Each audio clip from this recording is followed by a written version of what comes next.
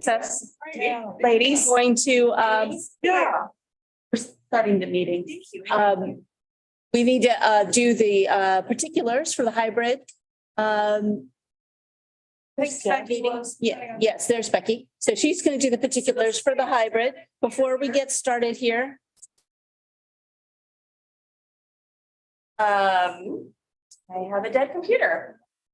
So basically, this is a hybrid meeting, and with that, we will be broadcasting it on YouTube and cable channel 25.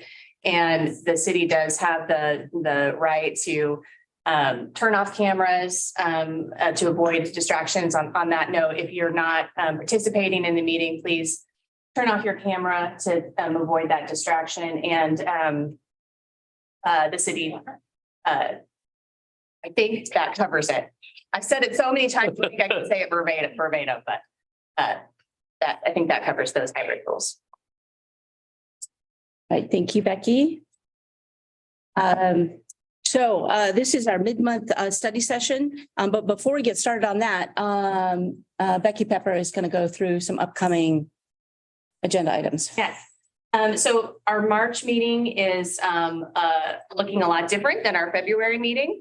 We do have on the legal, we have on that Monday, planning commission meeting, and as my computer boots up, Jeff, could you help me with those dates exactly?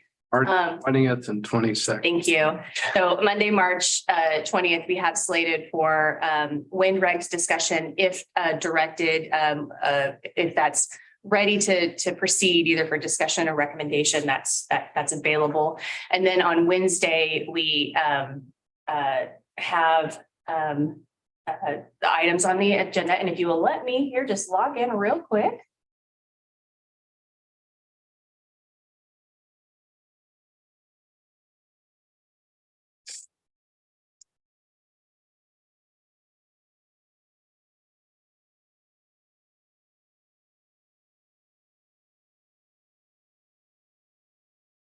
Basically, it's fewer items. It is fewer items. There are, and it just one more second and I will be able to tell you exactly what we've got.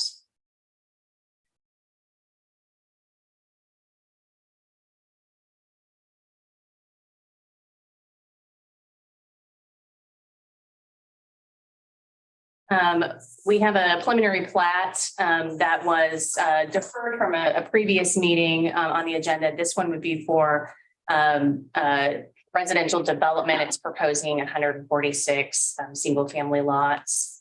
That will look a little familiar to you because previously you've seen an annexation and rezoning requests associated with those properties. And then we have another rezoning request in the city of Lawrence. This is for property in North Lawrence that's proposing rezoning from an industrial zoning district to a commercial zoning district. And then there are two applications for the county. There's a rezoning request for property that's split zoned light industrial with kind of a sliver of agricultural zoning. And so this request would be to give it a uniform industrial zoning. And then there is a CUP for a event center use in the county. That's our brief overview of our agenda for Monday or Wednesday, pardon me. Thank you. All right, so Gary Rexroad is out of town and is hopefully going to listen. So that's why I'm chairing the meeting this morning.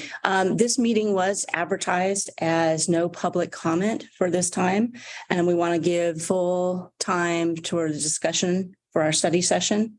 But before the end, I will watch the clock.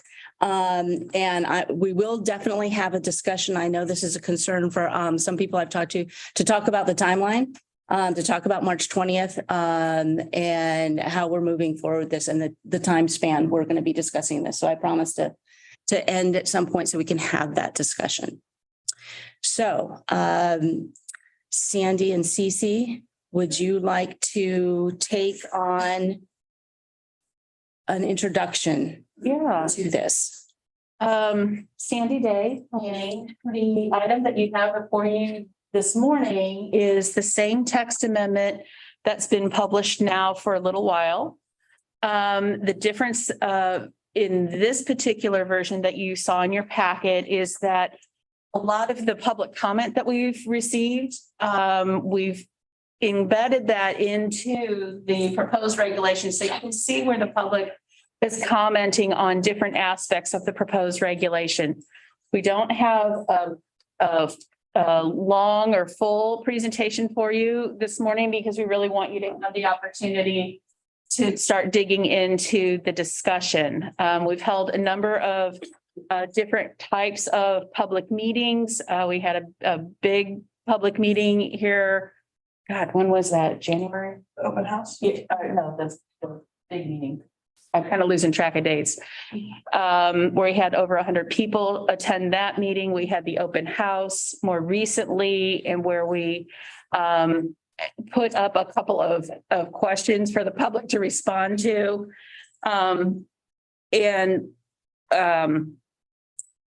kind of the heart of the discussion that we prepared a little kind of discussion guide for you if you want to use this, or if you want to forge your own path, you're certainly more than welcome to do that. The survey question that we had out there was related to height and noise and setback, and Cece's got some wonderful graphics that were in your packets that kind of summarized all of that public commentary that we had on those things. And I don't know, Cece, if you want to go over kind of quickly. And So there was, since we last saw the planning commission on wind, there's been sort of two separate things that happened. There was a 60-day public comment period that started whenever the draft was first posted and ended February 5th. Those are the 101 comments that are at the very end of the packet. And then the recommendations that came from those public comments. So the specific recommended changes members of the public had, that's the blue integrated text in the draft dated 12/14 at the top. And then the survey Sandy's speaking to. So at the open house that I believe was January 30th, held in Riverfront, there were about 35 folks who came to that open house meeting, and we had posters on the wall with questions that we asked relating to, how Sandy said, height, noise, and setback. There's photos of the posters that we have on the wall in your packet. And that information came back with the graphed pages of the packet, page 7 and 8. And that wasn't relating to what number folks were interested in having the setback be. It was instead, or noise or height. It was instead addressing how it's regulated, that currently we have in the 12/14 draft. Height is regulated by hub height as proposed. Noise is regulated by total highest permitted sound. And setback is permitted or is regulated by distance in feet. And so we're reading through different regulations, seeing that those three things are regulated in 3 different ways, interested in hearing how the public sort of weighed those different varieties. And then the survey was also published online on the WindReg website. And then there were another 30 or so people who responded. So 60 total respondents to that survey question.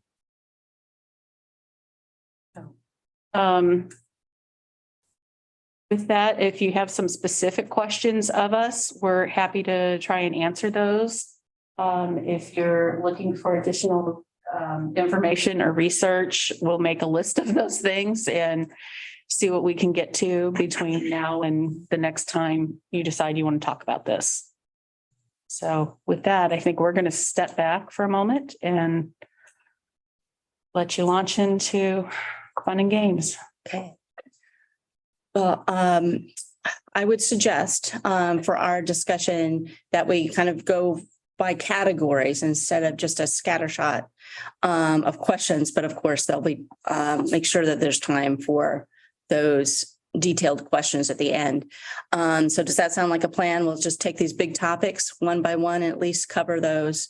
And then we'll have time for some of the more detailed ones. So of course, height, noise, and setback are the big issues.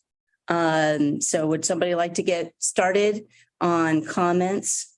Any kind of comments for the height of the turbines? I'd like to start so- with the difference between hub height and total height. Okay, As we increase hub height, are we increasing blade length? So generally, as far as like manufacturer specifications go, it tends to be that whenever the hub height gets taller, there's then more room for the blades to get longer. And the sort of taller the machine, there tends to be more energy, higher energy rating. So you'll see like 2 megawatts, 3 megawatts, up to the like 5 megawatts that are sometimes located more so in the ocean.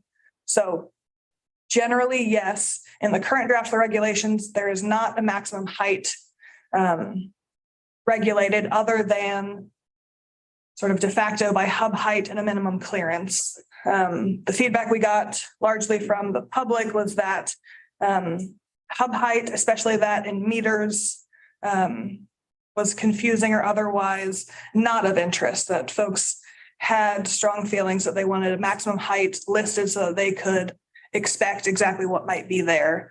I've looked through various manufacturer specifications for between an 80-meter hub height and 110 as currently proposed in the draft.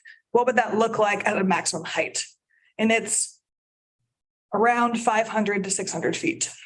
So in keeping in line with an 80-meter hub height, currently maximum permitted, if you were looking at total height, it's not always the same because every manufacturer makes them a little bit different, but it would be as if riding a 500 maximum height. If you wanted to lean more on the 110, that's about a 600 maximum height. 100 foot.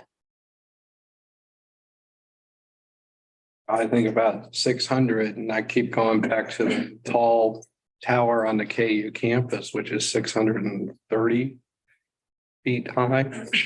And just imagining that height scattered around of things this bulky is a little daunting, to say the least. But so it is helpful. So if we go up the hub height, the limiting factor is going to be the distance between the blade and the ground. Is going to be the limiting factor on the length of those turbine blades. Correct.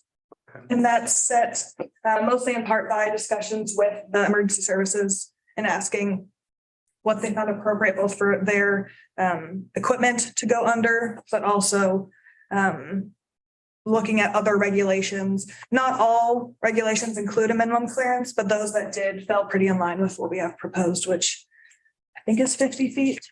Yes. Yeah. Thank you. I'll be watching for hands online here too. So if any of the commissioners online have a comment. I think we have to express it in total height. For people to know what it is, has to be in feet. So if it's going to be 600 feet tall is the maximum, then let's just say in feet, however that blade tip is. I think it is. I don't know how many people think in terms of meters, but I don't think most people do. So let's just say feet. It's going to be, you could have something out there 600 feet tall. Then the other thing, before we go on, the other thing is several comments were about, let's look at industry standards. And I think, well, let's see, industry standards, is that what we should look at when we were talking about smoking, what the industry standards were? Or we were talking about asbestos, when we could use that. Are we talking about mercury in the fillings in our teeth? Are we talking? We are going to set industry standards. We don't need to go with whatever industry standards are now. We are going to make, I think, we need to make our own industry standards for Douglas County. And I think where we talk about leading in Kansas, in the country, that Douglas County, I think we have an opportunity to do that and say, here are the standards that we think are appropriate. And doing things in feet rather than meters, that's one of the things we certainly, in my opinion, need to do, need to write it that way. Commissioner Kelso? I would agree with Charlie's last comment that because of the choices the U.S. has made throughout the years to not switch over to the metric system, we should be in feet, not meters. So it is confusing to swap back and forth throughout the entire document. And this is a question out of my own, I'll say ignorance or short time on the commission. What other items, when out in the county, away from populated areas, away from the cities, do we regulate total height on? Such as whether it's a cell tower, which I know those get improved individually, or a silo, or a grain storage facility, things like that. What are the maximum heights on those? And I agree with Charlie that the maximum height should be tip of the blade at the top to the ground, not hub height. I can take a stab at answering that question. Sandy Day. The county regulates height of all structures, one way or another, and I don't know all of those off the top of my head. Cell towers, communication, wireless telecommunication structures have a height associated with them through the conditional use permit, as well as through federal permitting for FAA and lighting and those kinds of things. Dwellings have a height requirement, accessory structures, so silos, barns, those kinds of structures all have heights. If you have a ham radio, there are some requirements in the county code about the height of those kinds of things. So height is a very typical regulating tool to govern building form. And I will say this. So I was going to say, so let's say the height that people are shooting for, let's say it's 600 feet for a turbine tower. How does that compare to what is the maximum height or the standard height of, say, a silo in Douglas County? Oh. I can check on that. That's not something, it's obviously going to be significantly taller. Significantly taller and a lot more of them. So those, I'd like to get that answer. Okay. Just to give some background information on the 1214 existing proposed draft. Part of why we used meters and part of why we used hub height was when looking at industry specifications, not necessarily industry standards, but the like data sheet that will come in whenever we get a proposed application and include the manufacturer of the turbine, the energy output, length of blades, and the tower. It ultimately says on that specification sheet what the hub height is in meters. It is listed plainly in that way.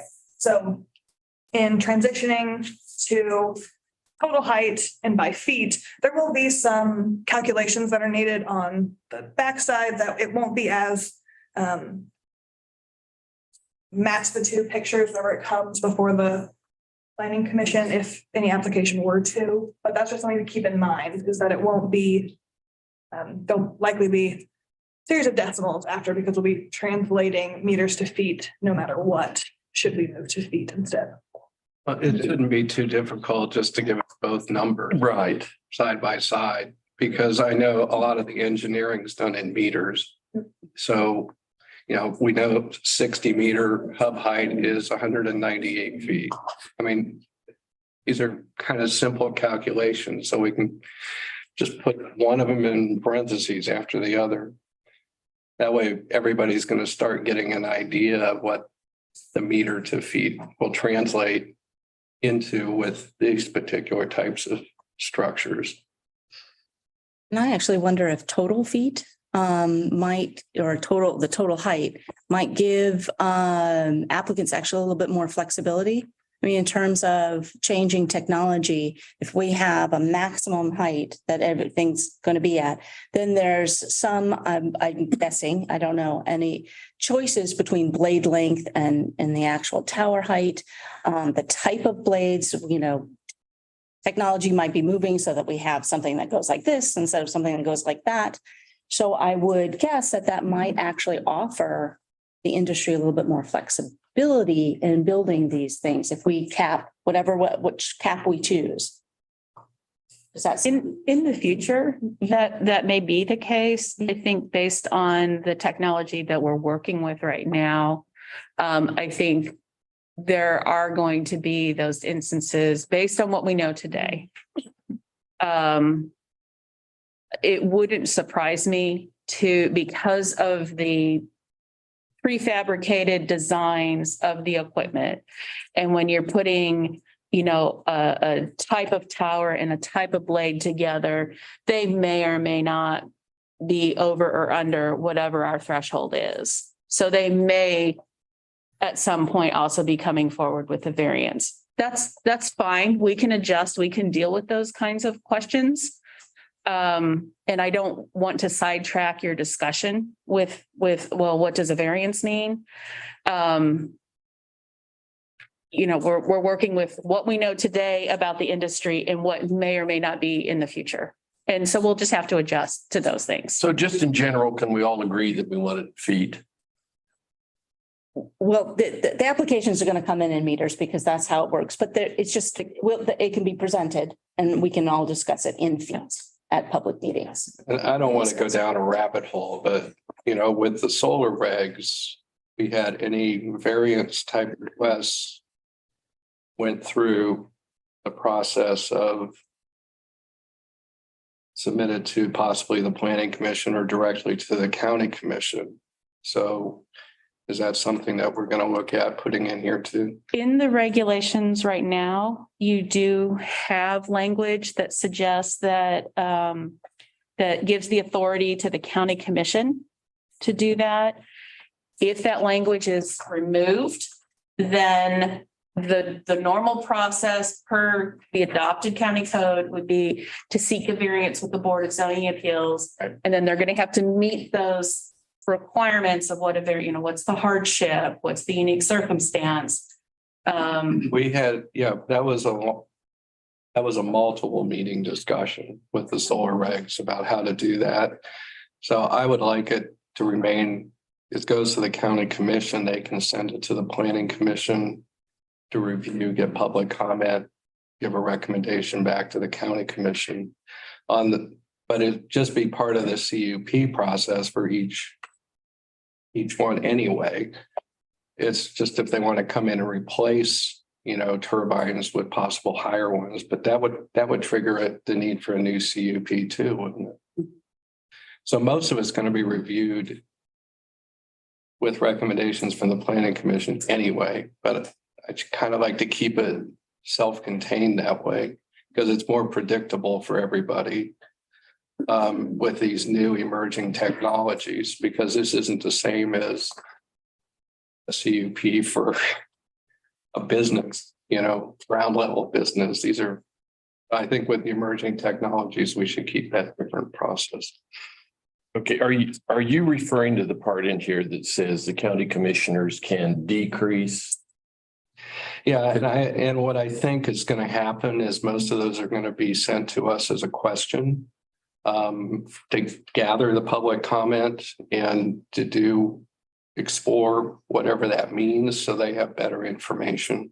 I don't think they're just going to say at one meeting, oh yeah, we'll just increase by 100 feet with it and just blow everybody off. They won't do that. So the way the regulation is written for height is right now is that the Board of County Commissioners may approve a greater height for individual turbines, but not greater than 110 meter hub height. So they can increase the height up to a particular level, not beyond that.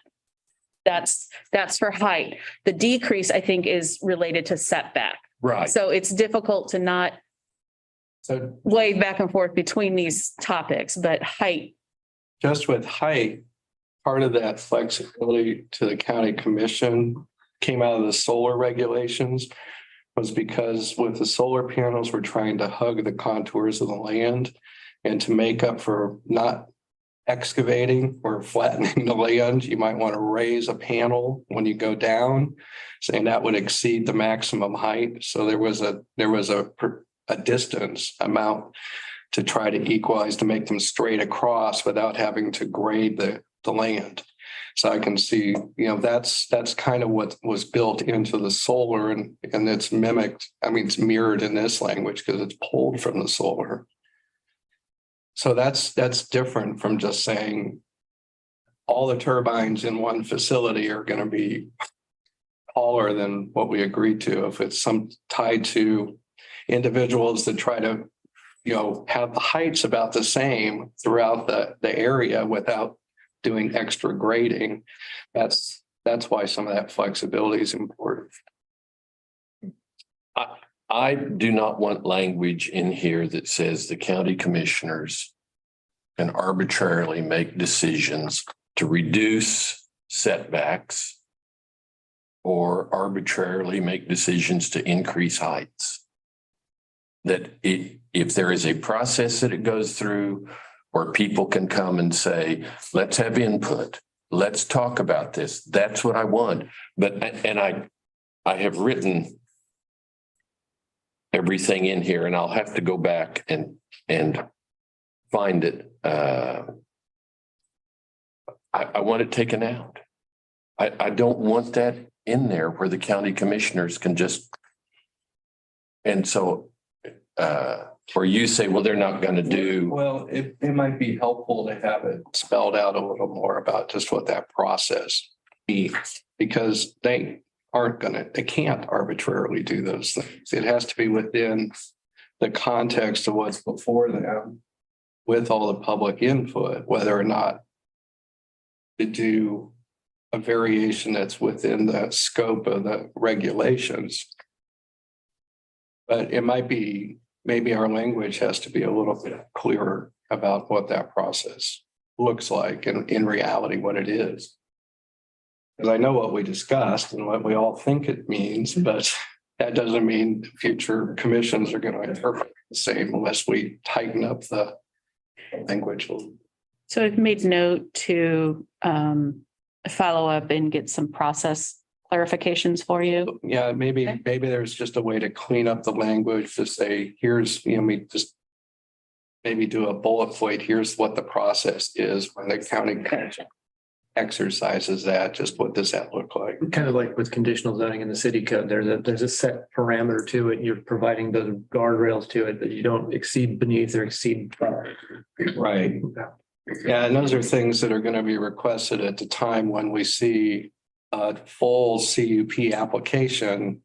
You can bet the applicant's going to have that in there for, given all the requirements that we end up with, if they want to put up, X number of turbines, they're going to say this one needs to be a little bit higher to make this work with the rest of the facility. So I think most of this is going to come at the front end and it just grants a little bit of flexibility. But if we could specify just where the guardrails are, where the public input comes, what the options are available to the county commission at the time, those types of things might be helpful to the public. So speaking of guardrails, I do want to spend at least a little bit of time talking about the number. Commissioner Kelso?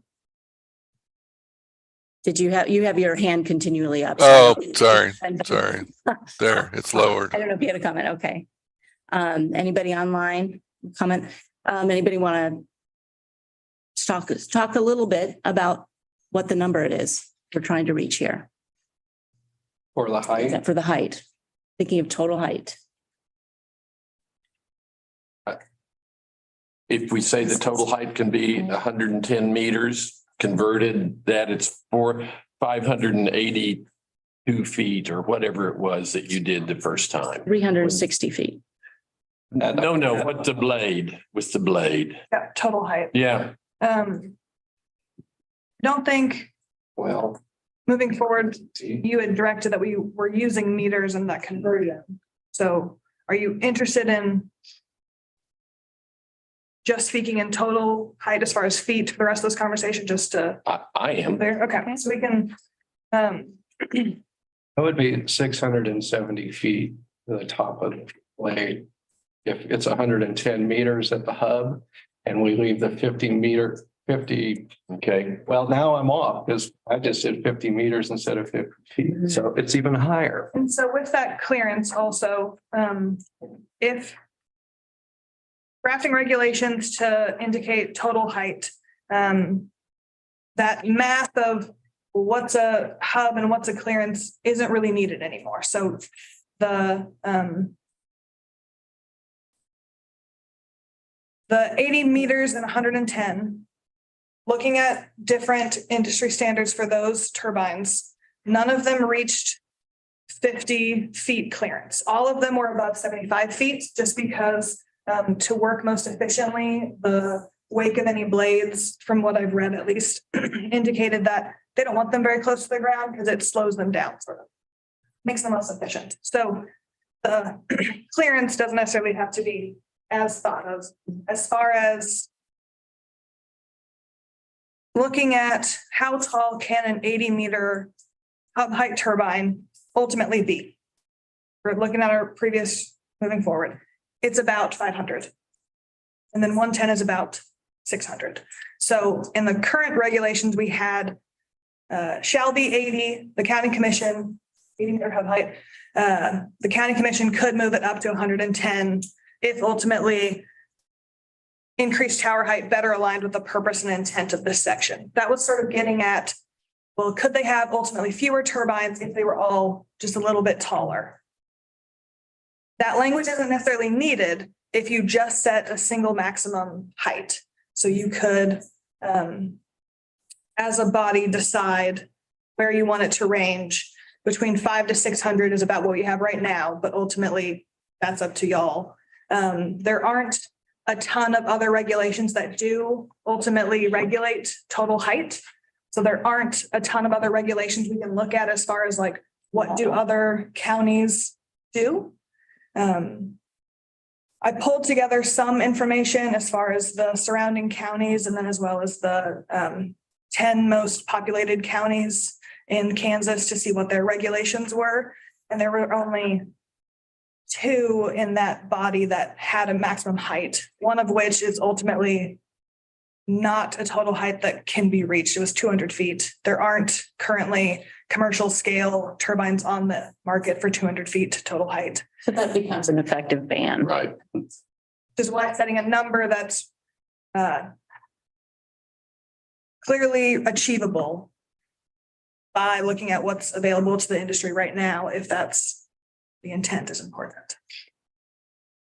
When we're looking at examples, there is the fact that we have a higher population in Douglas County. So could you look at counties maybe in other states? I mean, what are places like Rhode Island or Connecticut or other places that are more densely populated? What heights are happening there?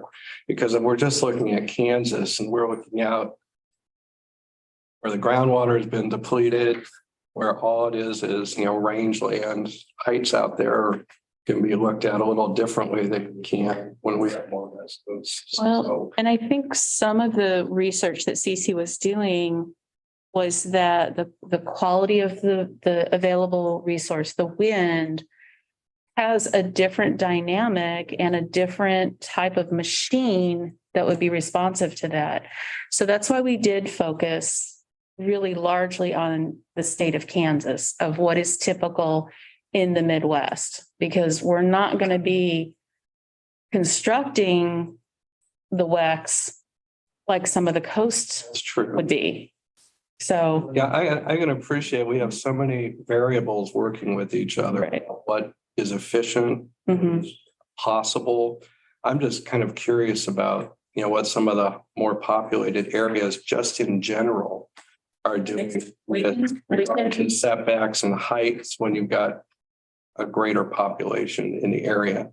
I'm looking at population density of Douglas County and see other counties that may be similar, and I'll look outside of. Yeah, because we're trying to balance a lot of different variables. Yes. I appreciate that a lot, but, I think we could expand our look a little bit, kind of neighborly, Nebraska, Oklahoma, Oklahoma may be too far to the wrong direction, but Iowa, I could see being in very similar lines. So kind of in our neighboring area. The thing that would be a little bit of an interesting thing we'd also have to dig into is what do those state statutes enable and do not enable that we have to take a look at, because there may be things in other states that are allowed or banned that we wouldn't have availability under our state statutes. So that research would probably take us longer. And it's doable. We just may not be able to have it in time to bring back as the commission would Well, like. the thing with the solar is it's going to take the time it takes to make sure we have it right. So I don't think we're bound to any specific timeline. We just have to make sure what we put in place is workable. And it has that degree of flexibility that we think is important, if that's what we think is important, that meets the requirements of our county. So Just wanted the commission to know that may take us a lot longer than anticipated, only because of the state statute come in play. But and happy that's to do the always research. important to But I have think that it's- information. Yeah, I think it's important to look at other as densely populated places, just to get an idea. It was also included in your packet, in addition to the, putting people's direct recommendations into the text, I also pulled, numeric data whenever people gave, I want the total height to be this, I want the setback to be that. So there's Yeah. graphs in your Mhm. packet. Which is 4 and 5. Yeah. There weren't a ton of numeric data that was given within the public comment period. There was a lot of comments of general disinterest, but whenever people did provide change the regulations to the X, I gathered that. And from your graphs to your tables, it said the maximum height that for the public who submitted a height was 360 is what I saw was the maximum height that was suggested from public comment. There were a couple of different public comments. Are you looking at the text with the blue boxes? No, I'm looking at the summary here on that first page, just looking at the highest one was 110 meters, which is 360 feet. Was just the highest in that table. I thought that was a summary of the. Yeah, sorry, I'm looking at what you're looking at now. I was looking at total height. I was just, my apologies. For people who submitted direct numeric public comment. Yeah, so the highest would be that 360 feet plus whatever the blade length was, because this is a hub height, you're right? The 110 meters suggested was the highest suggested. That's 360 feet, but that's hub height. One person said that, Yeah. yes. So if you added the blade length, that would, I don't know how long these blades are. And then there were 2 other comments. One person saying 120 total, 120 feet total height was their Okay. regulations, another 300 feet total height. And the suggestion is 500 to 600 feet total height currently. That is consistent with what the current draft Just- it will be whatever numbers provided by this body. So, but we want some more information on height in counties that mirror more Douglas County in terms of the population density. So if I could, unless there's any questions online, we have a number of other topics to talk about, noise and setback. So let's switch over to noise, unless anybody has a objection. Okay, noise. In terms of how it was regulated, there were a number of different ways that it could be regulated. Correct. And this was one that ultimately kind of surprised me in the open house and in the survey responses. So currently in the draft regulations, it lists out maximum decibel. I believe it's 50 decibels. That's cumulative absolute maximum at the nearest non-participating property line as currently drafted. There was interest from the public responded to that survey question that they were more interested in changing how it was regulated to be identifying the ambient noise at a given property line, which we already have as a part of our regulations, that in the application stage, they have to tell us what the existing conditions are. So it being existing conditions plus a decibel level agreed upon by the planning commission. I've seen other regulations that have this type of language, and it tends to be ambient noise plus 10 decibels, ambient noise plus 15 decibels. That's to say, heard a lot of public comment and general concern about the character of the area being very peaceful, very serene, quiet, and that not wanting to be interrupted. And so I think ambient noise and then identifying a decibel above that being the absolute maximum could get at that idea where someone maybe lives in a quieter 30 decibel average area. Yeah, 10 to that, it couldn't get any higher than 40. It does, however, mean that if folks live closer to, say, a highway and it or loud farm equipment or other sort of noisier things, if they're used to a 50 decibel lifestyle, then it would be 60 decibels at that property line measured from a ambient plus 10 or otherwise. I was actually curious that it was a maximum decibel that I believe for public comment was the preferred. No, you have preferred noises, ambient noise plus that decibel. Although I was curious as to why there wasn't as much mention of day versus night, because I would imagine at night you would want a much lower decibel. So it could for a few. We had some people comments. Yeah. That spoke to that, and then we did have some folks both in the open house and then from the survey data that were interested in that.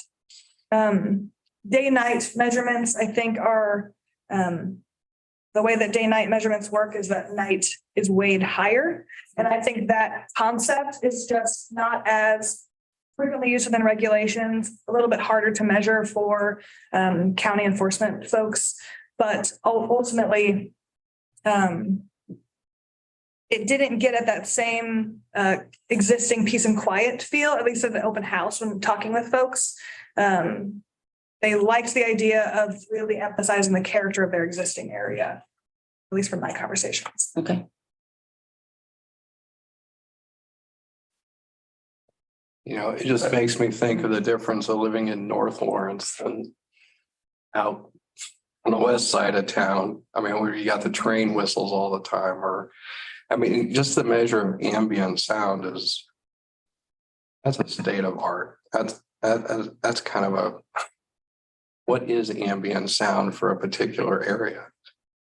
I mean, it's different at different times of year, whether it's planting season or harvesting or you've got a train track. I don't know. There's existing industry standards, at least from a noise perspective, on how those measurements are taken. It's not something we need to recreate the wheel Right. or write kind of regulations to state, like, take the noise measurement every hour for X period of time over so many conditions. Existing noise is hard to fully gather, but I think that the way that it's ANSI standards, I forget what ANSI stands for, but it's well documented as far as what that means and how it's measured to make sure that it's measured correctly. It's the same like a traffic study. There are protocols from the engineers, from, the audio reportings. So we would be relying on those kind of, that would be the report that we would expect from the applicant, that they've had the professional document it, sign their name to it, put their seal on it, that kind of thing. Yeah, So it's not a one point in time. right. It's what we do. We rely on what standards are Right. set by the government all the time. I appreciate that. One, I do have the decibel scale is not a linear scale. It's a logarithmic scale. So if you're in a louder ambient noise place and you allow 10 decibels on top of that, that's going to be a lot louder there than a place that has a lower ambient measurement. So how, is there a way through the a lot of this is coming out of the EPA for these things, but is there a way with all of this that you take that logarithmic scale into account? So you're not suddenly jumping from what would be a washing machine to a small plane engine with the same increase in, we go up 10 or 15 decibels can mean a lot. 10 decibels is interpreted to the ear as about doubling in sound. There are some regulations that have this or this, whatever's lesser measurement. So that might be ambient noise plus 10 or 50 decibels, whatever's lesser. And I I like think that better. this body can decide if that's, or the numbers associated. I mean, a lot of this, we're going to be pulling arbitrary numbers out until we actually see what's happening. I know that, but Commissioner Hayden? Yeah, actually, that's what I was going to get to. I am a little, as I sit here listening to a train go by, right? I'm just a little bit worried about the ambient noise and how are we defining that? I'd like more information about that. But then also, I really like the whichever is lesser. So having two different measurements, and I just want to make sure that the character of people's neighborhoods is really taken into consideration when we build these, because I think these are fabulous things to have, but they aren't the end all be all. People live in certain places for certain reasons and have other things going on besides just this stuff. And we really need to take that into consideration. And so I'd like to see a little bit more so that people could present to whomever is the deciding body how it's going to change the character of their neighborhood versus just a decimal, right? Or a this plus a this. But what is it like generally where they're at? And what will this do to that? And with this noise, height, whatever it is, I'd like to have places for people to be able to actually show the deciding body what this really means for them. So that's why I wanted to kind of present the idea of whichever's lesser.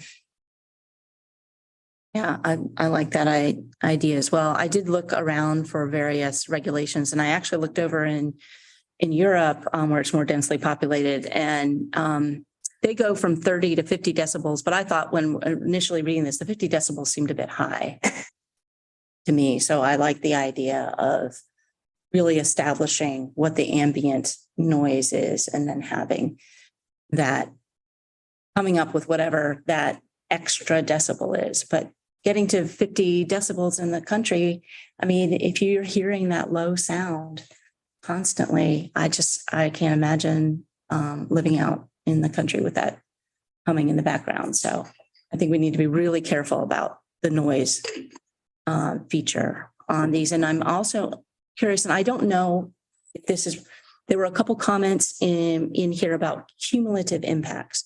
Is there a cumulative aspect to noise? Whereas you've got one turbine and you do all the measurements for the dwelling surrounding it.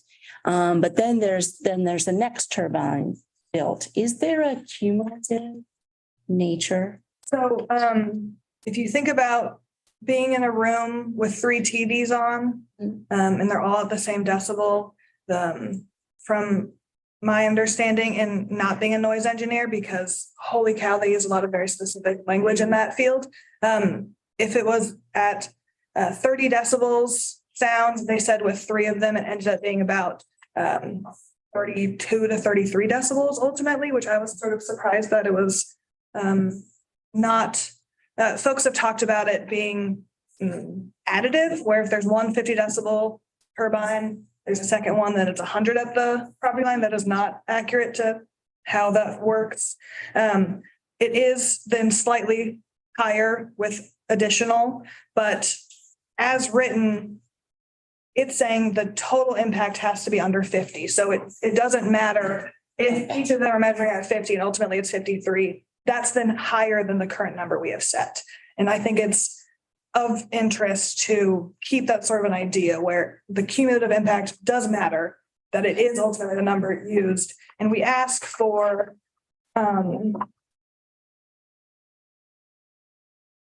Goodness, you think with the amount of times I've gone through this document, I remember exactly where everything is. A detailed report detailing expected cumulative impacts caused by the CWEX project. For that same reason, that it's important to understand how they are all together. And I think keeping that is of interest. So I can see that. Oh, I'm sorry. Got Commissioner Kelso's up. Commissioner Kelso? Yeah, just a few things. One, I don't think it's a valid comparison to compare constant continual noise to a train going by. The train going by, it's a one-time event, and maybe it happens 1 time a day, 5 times a day, 10 times a day. It's not constant. This is going to be constant noise, and 50 decibels total is not that much noise. So we just have to be careful there. And then there's a difference between a simulation, and I'm sure there's many tools out there for companies like this that, okay, we're going to put X number of turbines in this Y number of square feet or miles. And we know that one does this many decibels at this distance, and cumulative is going to make a difference there. But comparing that to, okay, what happens when we put it in the real world when it goes up? The who's going to measure it as, let's say it gets approved and it's in, and we're 2 years down the road. Who's going to measure it? How often is that going to get measured? Where is it going to get measured? Because I would guarantee that the people, that live close, they're going to do their own measurements. And as soon as it goes over, then something's going to happen. So all of those need to come into effect as to how we craft this. And then also, and I haven't seen this, and I will admit I haven't gotten through the whole multi-100-page document yet.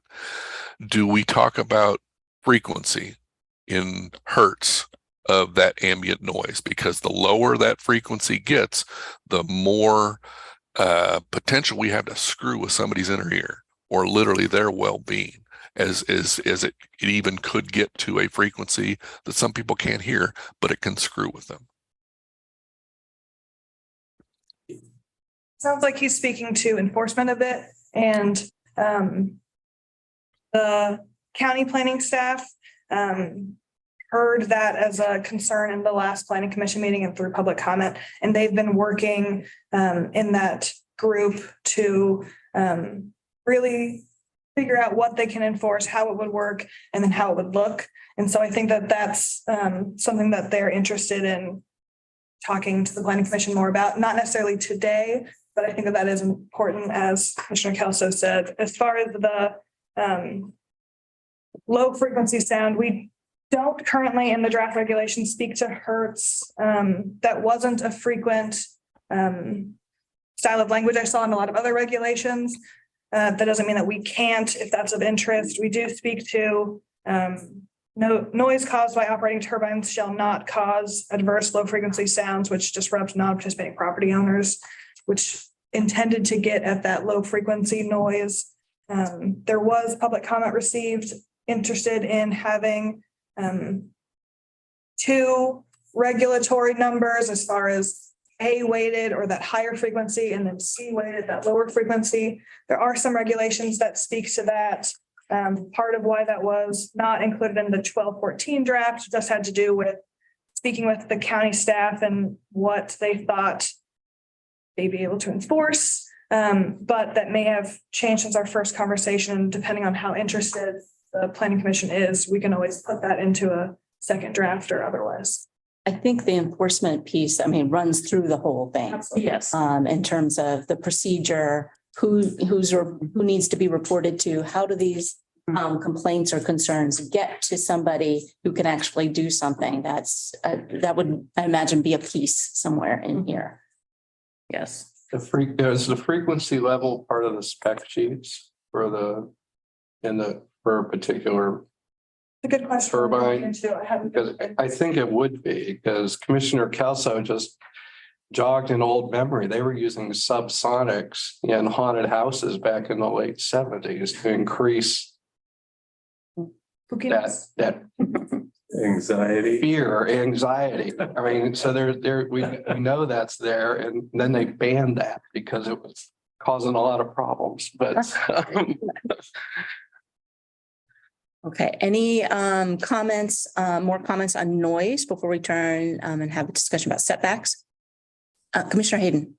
I just want to say, I also think that we ought to look into frequencies. I couldn't quite figure out whether or not staff had been directed to think about that. But if that's the conversation that we're having at the moment, I too would be interested in that.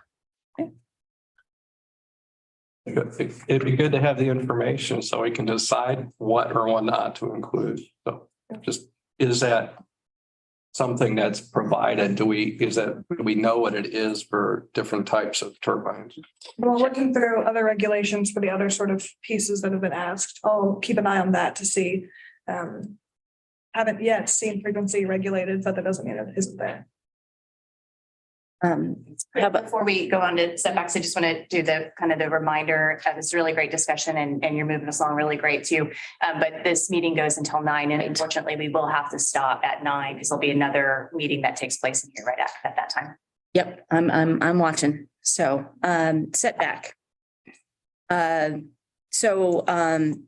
It did seem that in the public comment that, what was it? You had the percent of height versus, just a distance in feet, and that seemed to be preferred, that distance in feet, Correct. distance in feet. Similar to what's currently. Mhm. Yes.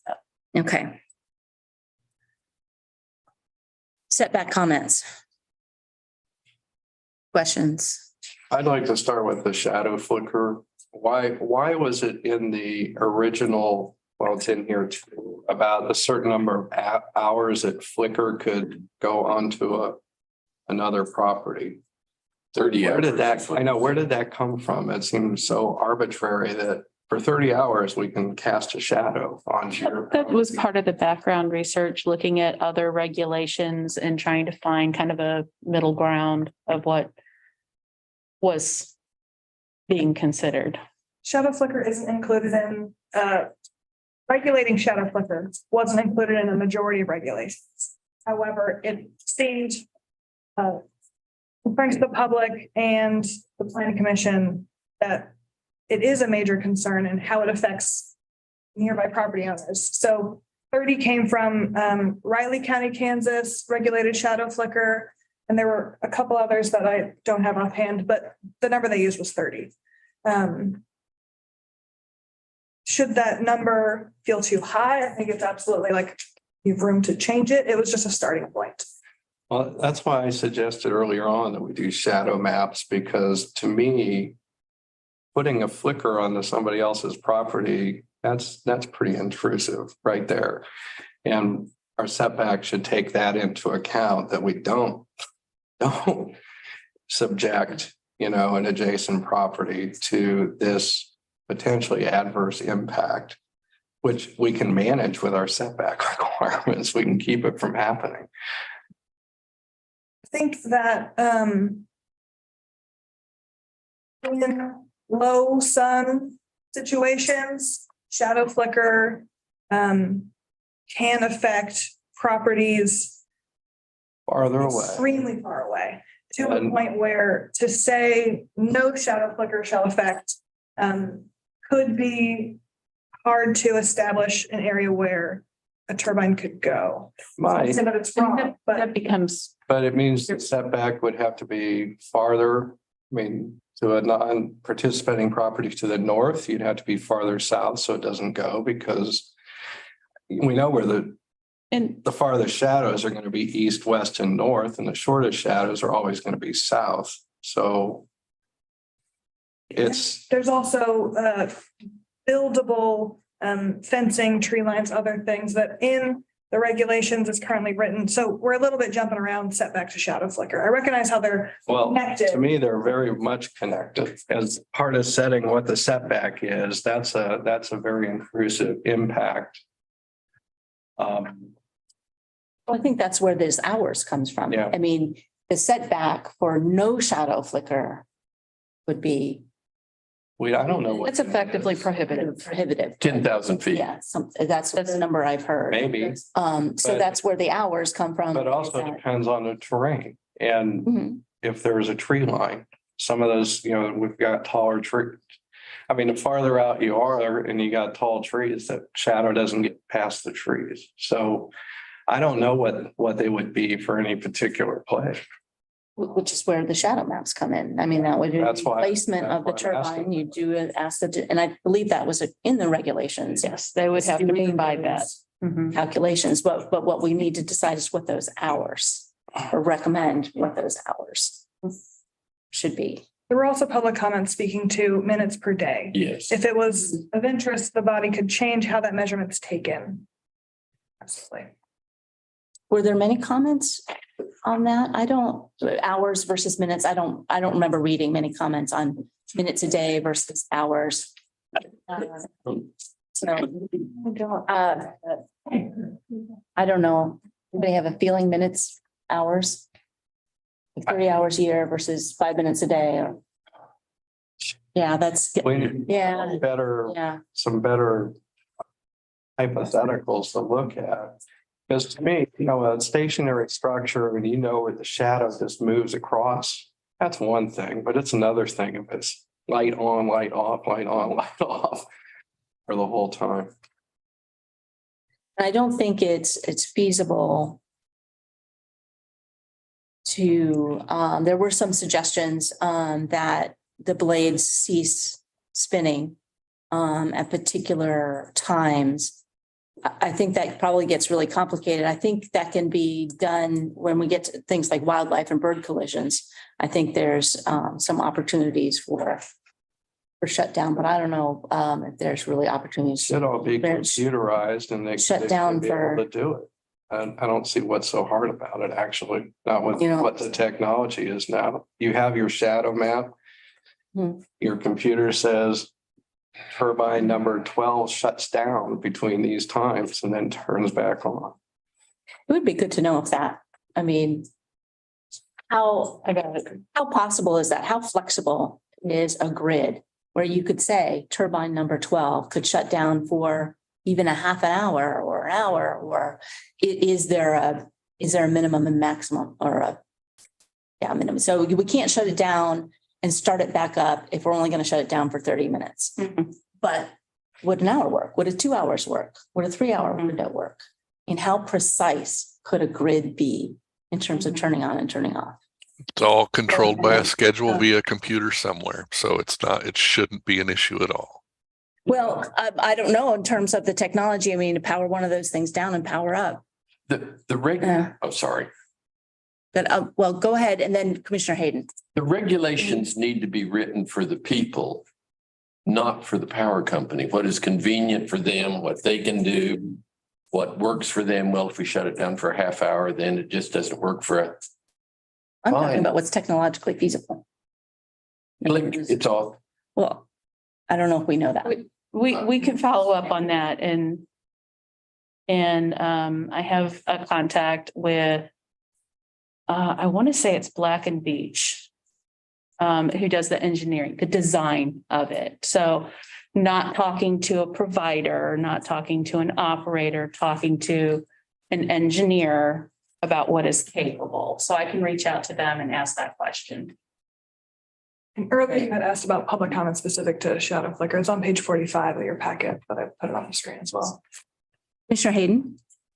Yeah, I think everybody kind of said what I was going to say, but that's what I'm kind of thinking is this needs to be about the people. And so figuring out what can be done would be really helpful. I understand it may be expensive. I understand it might not be what they want to do, but intruding on somebody else's property or having a shadow over it for an 8-hour limit, well, if that 8 hours is during the day, or if it's constant on and off, like that, those are huge impacts on non-participating landowners.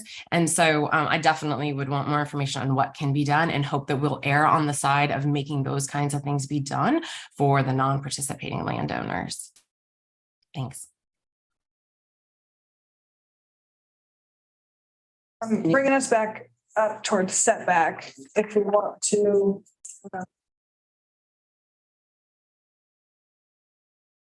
speak to that with the remaining time that we have. Out of this, 12 people suggested essentially a mile. 19 people suggested between 2,000 and 3,000 feet setback. One person said 500 feet. Of those that gave numbers, yes. Mhm. The- Yeah. It need, in my opinion, I would certainly urge us to go much larger than 1,500 feet. And are you speaking specifically to distance of setback to non-participating property owners' property line? Yes. Yes.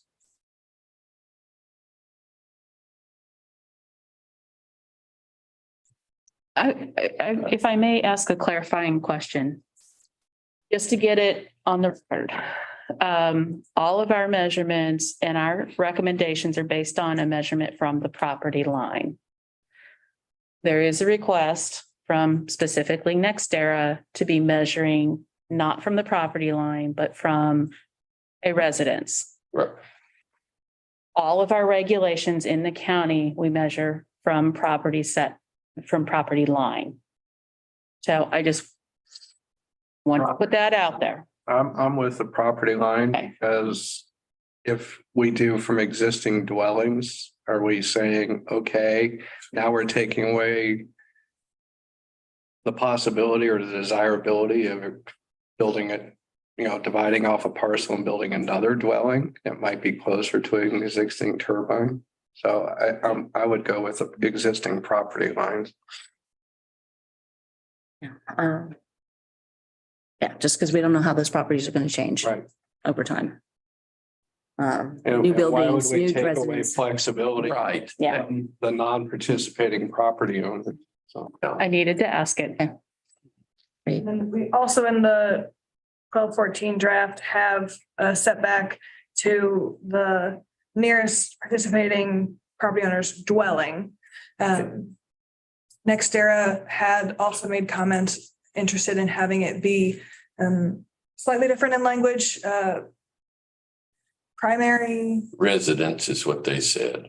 or occupied residence. Yeah. I think that would be difficult to, we don't have that mapped. Where people aren't occupied. We just know where structures are. Yeah, there's also, I did look in the county code about how we use the word dwelling, residence and occupied residence. The only time we use occupied resident is when we are talking about daycare operations. The only time that phrase is used in the code. Otherwise, it's dwelling or residence, and you can have multiple types of dwellings on a property, as we all know. You could have the farm residence, you could have the additional workers, we're now talking about accessory dwelling units. A lot of that kind of language and just trying to be consistent through the codes. Yes, generally, when we talk about the setback from the non-participating properties, overwhelmingly, the public comment was for a higher setback than the 1,500. 1,500 again is taken from what I would refer to as kind of model language. What the most typical setback that we see other communities using in this kind of setting. If we make an extraordinary setback, 2 miles, a mile, we're starting to enter the category of being effectively prohibitive. Right. So just keep that in mind as you move through this discussion. Commissioner Kelso? Yes, I was going to say that I agree with it being property line, not to the dwelling itself. And does dwelling, and I think this was just barely touched upon like a couple minutes ago, does that cover any business related things that are located out in the county? So not just farming operations, but there may be some people that have business out there and you've got X number of folks that work there every day. Is that, does dwelling cover that? Dwelling would not cover that. That would be a non-residential structure of some sort. I think it probably should include that because you're affecting a Mhm. quantity of people 24 hours a day that they work there. We just approved that that milling shop at Warden. We just did that a couple of weeks ago, that would not be covered otherwise. There was some public comment that spoke to libraries or other public buildings and having interest in that sort of language being added. And cemeteries, churches. So Yeah. the next part, sort of once we get through the dwelling and adding that language, there were that was one of the spaces within the draft regulations, the blue text, the black and blue text. If I did. That was the space where we had the most unique. Sorry, I'm zooming around so fast. Where we had the most unique comments, where in addition to what was currently regulated, folks also wanted to see setbacks to environmentally sensitive land, Clinton Lake, libraries, churches, cemeteries, airports, airstrips, city limits. Santa Fe Trail. There were, Archaeological sites, Mhm. Native American sites, Yeah. they're all in the comments. in addition to the, four things we list out within the 12-14 draft, within this, of where setbacks are taken from. The public comment lent to, maybe we have additional language, additional bullets that speak to each of those different pieces. Yes. That's where you had that And I had additional setback. Additional setback suggestions, only a little bit in orange. This spoke to specific recommendations for additional setbacks or Lone Star Lake, Clinton Lake. Other things of that nature. Mhm. So I think that was also part of what I wanted in this conversation. We want to regulate setback to additional things other than just property line dwellings.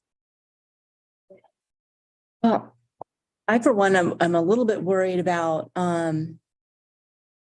being too specific all of and having setbacks there, because I can imagine, so one of the ideas is you can't put, it has to be set back. One of the comments was setting back from a floodway, let's say a floodplain. But I'm wondering, we're going to have so many setbacks that one setback is going to shove it into yet another area that might be of more importance. So I want to be able to give some flexibility. How can I say this? Where we say, okay, we've got in the regs that it's a setback from this item. We don't have a setback from this item, but that's what we're really worried about. Well, That's that, because if we're talking about, if we've got some concerns about migratory bird paths, for instance, we don't want to have it set back from a sensitive land and put it in the migratory path, because that might be worse. That's the kind of thing. I'm thinking so, about. and I will remind you that this use falls into the category of a conditional use permit. So it does allow the planning commission to make additional recommendations. The idea of the code is to go ahead and set out that framework of, those baseline measurements. And as a conditional use permit, you can add those additional things. And what we are looking for is guardrails to say, okay, in addition to these base setbacks, these are also important aspects that we're going to consider. An applicant be on notice. You may have additional setbacks to comply with. So that's one way to look at it. That's Kind a of like the case by case. very Yeah. good point that we set one, but if we could put a list, it's a non-inclusive Sure. list, Mhm. such as these and any other item that might be brought to the attention of the commission. And that way, the goal here is as Sandy just said, have the guardrails, but the conditional use process for any particular application is our chance to modify and adapt to where the request is for to minimize any adverse effects. That's why it's a conditional use. So Gosh, we're 15 minutes out. We're on a hard stop.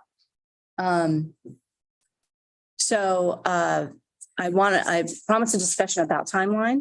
But also maybe just a couple minutes on any particular things that the commissioners had of concern that were maybe beyond height, noise, and setback. I know I have just a couple things that I'll just throw out there, but won't discuss because we don't have the time.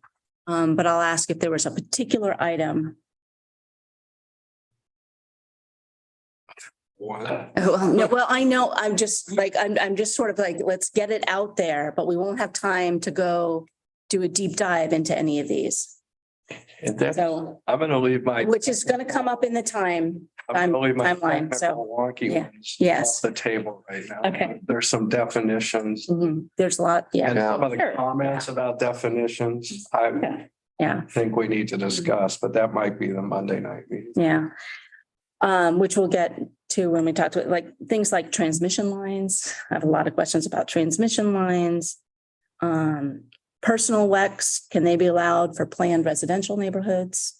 Because we don't have a middle ground here for using wind power. You've got it in there for industrial parks and business parks, but I'm curious about residential areas for the personal, more the smaller size. Can we be prepared to explain what processes we have in place now for substation placement? Substations and transmission lines. And because transmission lines are a little bit. Well, that's why I want to have a suddenly discussion. Yeah. receiving- Yeah, when it leaves our authority, Yeah. we can work with substations, now we have trouble. and I know you mentioned personal WEX. That was a topic that somebody brought up. And we have not discussed that really at all. That is and the person that did it made a suggestion, said, how did the 65-foot height and the 50 kilowatt come into play?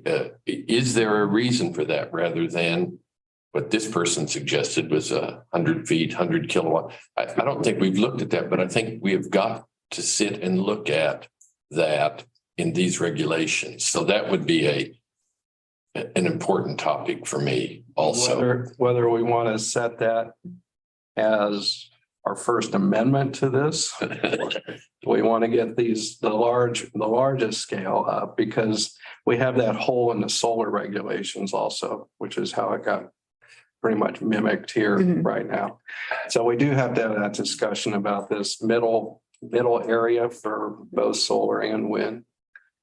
I thought the Audubon Society's comments, and they made several throughout this, struck me as things I had certainly not thought about, but important just on the language. So that's something that, I mean, it needs time. For me, there's got to be a lot more time where we sit down, make some decisions, give it back to the public and say, here, what do you think of this? Yes, hold that thought, Charlie, because that's where we're going. Let me get Commissioner Kelso in terms of like throwing out a detail that's top of your mind. Yeah, I think Charlie was maybe trying to get there. A lot of concerns I have, and this goes back to my schooling 40 years ago, is every wind turbine, if just left there and turned on, it's going to fail at some point. There's a mean time between failure of the blades. The average industry standard is 20 years. So what we need to make sure we put in here, what the inspection process, once something's in the ground, it's like, who's inspecting? Obviously, I would assume the company that runs it is going to, but how do we as a county inspect it? And the things that fail and will fail, like over 20 years, the blade, it could snap and fly. I mean, that doesn't happen that often, but it does. How far is that going to go? We've heard from public comment. The blades aren't bare metal. They're covered in a substance, one, to protect it from weather. Two, it'll protect the glint of the sun off that. But again, that's paint. That's a covering. It laminates and it flies off.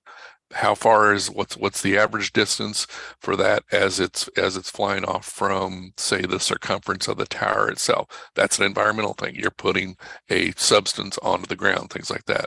We've heard from some people about the amount of liquid, whether oil, hydraulic fluid, whatever is in each one of these turbines. Again, it's going to fail. Who's inspecting it? Who's going up there and making sure there's no leaks? How often has that changed? All those things like that. That I know it's ironic that we talk about wanting non-carbon producing energy forms, but yet there's still some environmental impacts that we've got to deal with these non-carbon burning energy forms such as wind farms. So it's we need to factor in all of that. Thank you, Commissioner Kelso. And now let's turn to the start of talking about timeline. So we're expected to hear this March 20th. We've barely touched the surface here. We have just barely gotten into this. So Charlie, you were saying, I interrupted you. Somehow I think and I'm just going to say the Planning Commission then. I think you guys, I said this before the meeting. I think you guys, and you pointed at Cece and said she is the brain trust here, have done a great job of pulling all this together, saying, here's what we found. It is not saying this is what you want, but this is what you're hearing. But I think we need to sit down, come up with another. The first one was 28 pages long, and I think I heard you mention that earlier about the 28 pages. We need to come up with another, if it's 12 pages, 50 pages, whatever it is, come up with it with changes that we have considered based upon all the input. Give it out to everybody. Distribute this. I don't care if we set it out at every township hall in the county. Set it out at these. Let everybody come pick it up, look at it, re-meet with people. Say, now give us input on this. But I think it is so critical that we hear what people are saying, and the universal comment has been, gosh, we didn't find out about it. Maybe it was in the Journal World. We don't take the Journal World. Maybe it was on the Douglas County website. We don't look at that.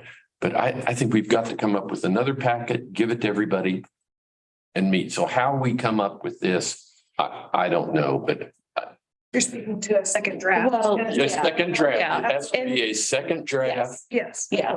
And so we would definitely come up with a public process to get it distributed.